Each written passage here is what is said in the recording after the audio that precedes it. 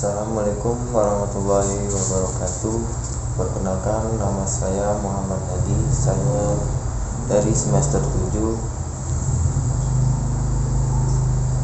yaitu jurusan manajemen. Di sini saya akan menjelaskan tentang memimpin atasan. Sebelum kita ke materi selanjutnya, di sini saya akan menjelaskan apa sih atasan itu. Atasan adalah seseorang yang lebih senior daripada kita, bisa dibilang kakak atau seorang ayah atau seorang ibu atau yang lebih tinggi daripada itu.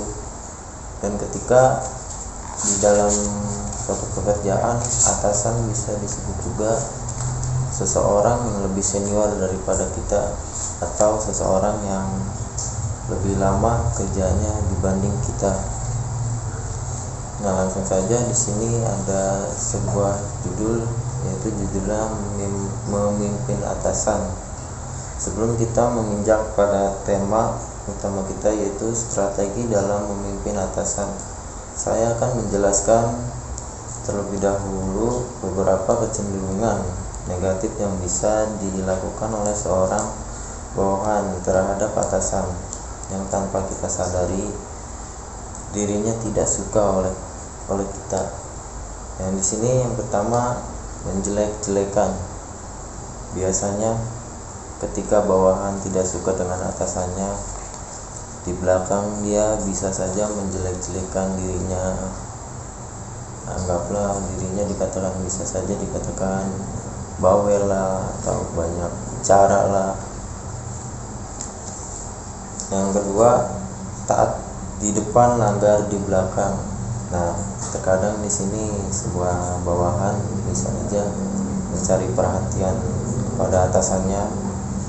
Ketika atasan mengontrol pekerjaan si bawahan, dia berpura-pura rajin di depan atasannya. Ketika atasannya pergi, dia bermalas-malasan, bahkan menyepelekan pekerjaannya, sehingga dia tidak maksimal dalam pekerjaannya. Nah, yang ketiga ini menunjukkan superioritas.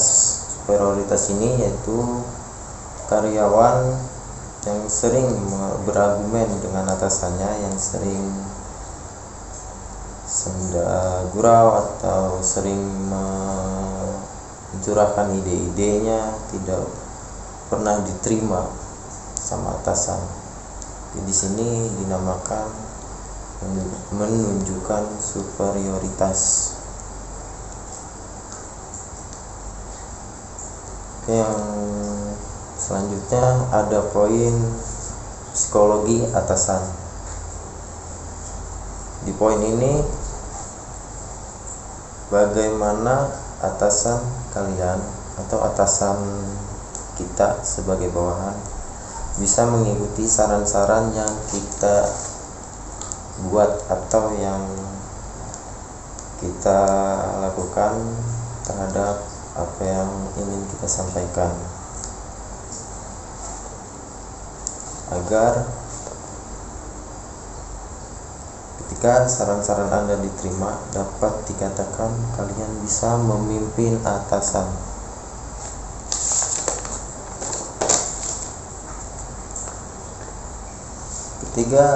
Ketika Anda sudah dipercaya dengan atasan Anda, dengan ide-ide Anda yang sudah Anda jelaskan kepada atasan, Anda harus tahu yang pertama, di sini ada apa yang diinginkan atasan untuk Anda kerjakan. Di poin ini sebenarnya jika Anda mengetahui secara pasti pekerjaan yang Anda lakukan pasti tidak akan salah di mata atasan Anda. Ketika Anda kurang memahami pekerjaan yang telah diberikan oleh atasan Anda, tanyakan kembali, kalau bisa tanyakan kembali pada atasan Anda agar tugas Anda selesai dengan cepat dan tepat. Kalaupun memang tidak enak atau malu untuk bertanya, Anda bisa mendatangkan atasan Anda setelah habis briefing.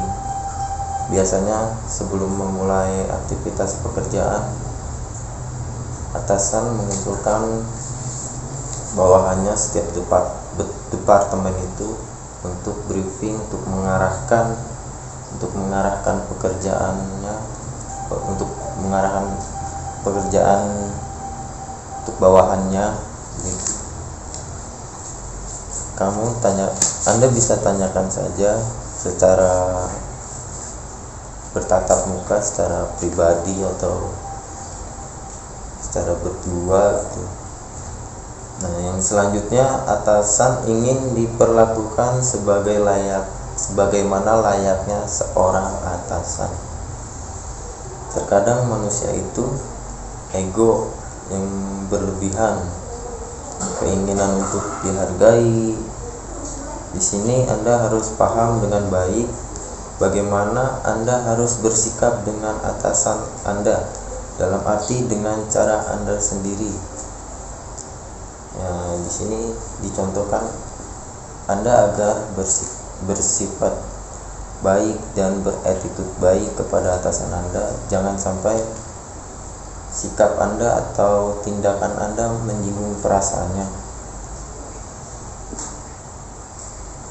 Oke, selanjutnya di sini ada strategi perilaku memimpin atasan. Strategi disebut dengan strategi walk the walk. Strategi ini yaitu bagaimana Anda sebagai seorang bawahan menunjukkan Anda sebagai seorang bawahan yang dengan bekerja dengan baik atau yang maksimal bekerja. Ada beberapa poin di strategi ini, yaitu ada beberapa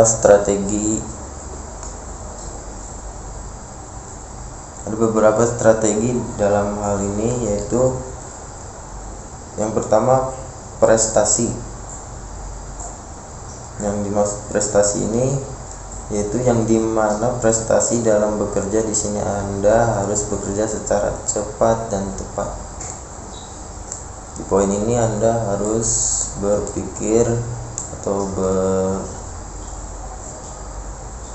dengan cara Anda sendiri bagaimana pekerjaan Anda dapat selesai dengan cepat dan tepat atau dengan efisien.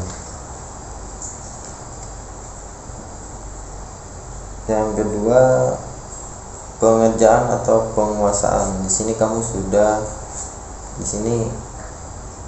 Anda sudah harus memahami tugas yang telah diberikan oleh atasan. Yang selanjutnya ada partner kerja. Di poin ini kamu harus bisa membuat atasan percaya sama kamu dan mencintai kamu. Poin partner kerja ini. Selanjutnya, bersedia melakukan tugas kerja yang terkadang melebihi kewajiban. Yang melebihi kewajiban itu ya kita harus bekerja dengan loyalitas. Biasanya karyawan kerja 8 jam. Saya contohkan, biasanya karyawan masuk jam 7, balik jam 3. Dengan loyalitas dia akan balik jam 4, seperti itu, agar Anda dianggap rajin oleh atasan Anda.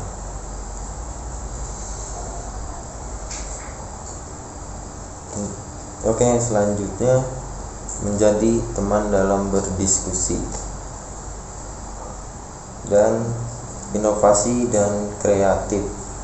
Di poin ini menjelaskan apabila seorang bawahan mempunyai ide-ide untuk menyelesaikan tugas secara cepat dan tepat, akan diterima idenya.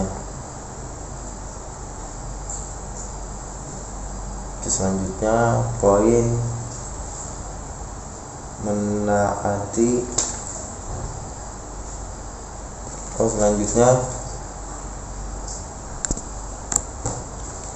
Selanjutnya ada strategi talk the walk. Yang tadi strategi walk the walk. Di sini ada strategi talk the walk. Strategi ini menjelaskan tentang agar atasan percaya kepada kalian dengan cara Anda harus berkomunikasi yang baik kepada atasan Anda.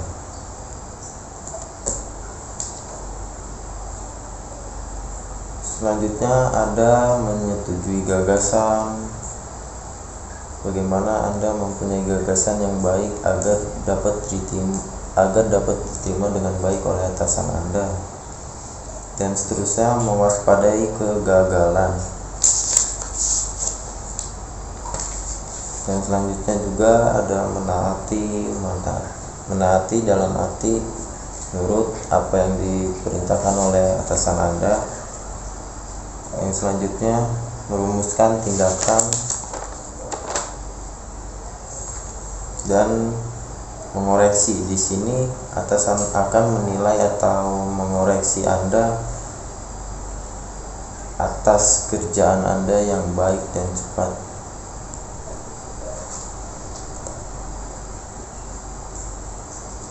Bawahan yang benar-benar kerja atau bawahan yang hanya caper di sini akan terlihat oleh atasan Anda. Oke, poin yang selanjutnya, memastikan diri dan citra diri berprestasi. Selanjutnya, melengkapi kekurangan pemimpin, memosisikan sebagai staf ahli.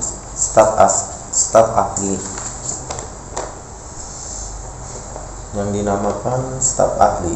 Di sini kamu sebagai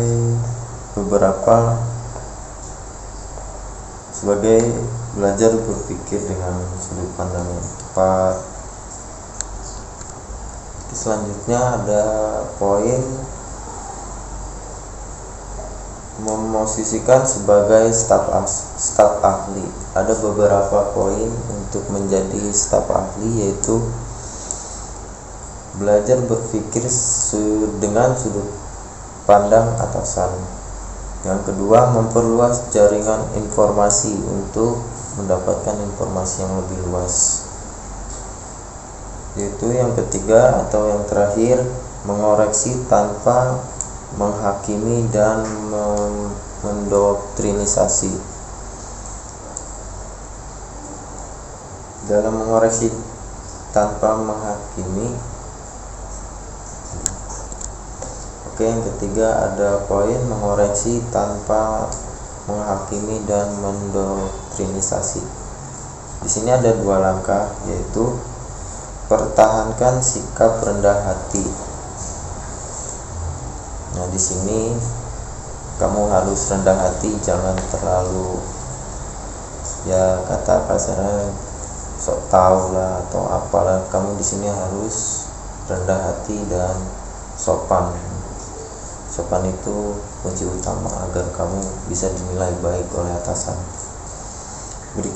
Yang selanjutnya, berikan masukan bersifat terbuka, seperti mencontohkan atau memaparkan ide-ide untuk perusahaan agar perusahaan kedepannya menjadi lebih baik. Mungkin itu saja penjelasan dari saya. Kurang lebihnya mohon maaf. Saya akhiri. Wassalamualaikum warahmatullahi wabarakatuh.